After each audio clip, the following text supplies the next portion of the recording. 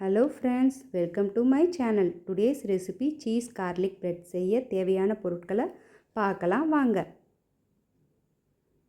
Bread slice, பொடியா நறுக்கிய கொத்தமல்லி, பொடியா நறுக்கிய பூண்டு, unsalted butter, துருவிய cheese, chili flakes, salt mixed up சேர்த்துக்கணும்.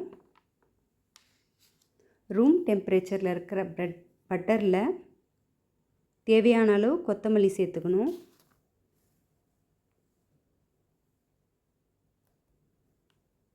தேவையான அளவு பூண்டு சேர்த்துக்கணும். உங்களுக்கு பூண்டு ஃப்ளேவர் பிடிக்குன்னா கொஞ்சம் அதிகமாகவே சேர்த்துக்கலாம், டேஸ்ட்டு நல்லாவே இருக்கும். தேவையான அளவு மிக்ஸ்ட் அப் சேர்த்துக்கணும். ஒரு ஸ்பூன் சில்லி ஃப்ளேக்ஸ் சேர்த்துக்கணும். கொஞ்சமாகவே சால்ட்டு சேர்த்துக்கணும். நம்ம சீஸில் அதிகமாக சால்ட் இருக்கனால நம்ம கம்மியாகவே சேர்த்துக்கணும். இதை நல்லா மிக்ஸ் பண்ணிக்கணும். இந்த கலவையை நல்லா மிக்ஸ் பண்ணி 2 பிரெட் ஸ்லைஸ் எடுத்து அதில் நம்ம செஞ்சு வச்ச இந்த பட்டர் ஸ்ப்ரெட்டை நல்லா ஸ்ப்ரெட் பண்ணிக்கணும். இன்னொரு பீஸ்லேயும் அதே மாதிரி ஸ்ப்ரெட் பண்ணிவிட்டு சீஸ் போட்டுக்கணும். துருவிய சீஸை நல்லா நிறையவே போட்டுக்கலாம், தாராளமாக டேஸ்ட்டு நல்லாயிருக்கும்.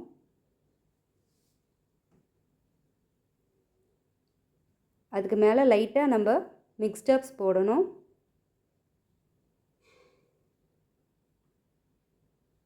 கொஞ்சமாக சில்லி ஃப்ளேக்ஸும் போட்டுக்கணும்.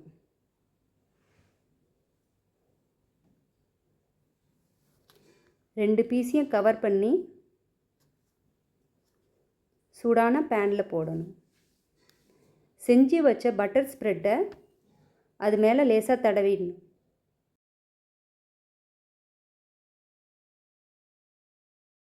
பட்டர் ஸ்ப்ரெட்டை 2 சைடும் தடவி 2 மினிட்ஸ் லிட் போட்டு மூடி விடணும்.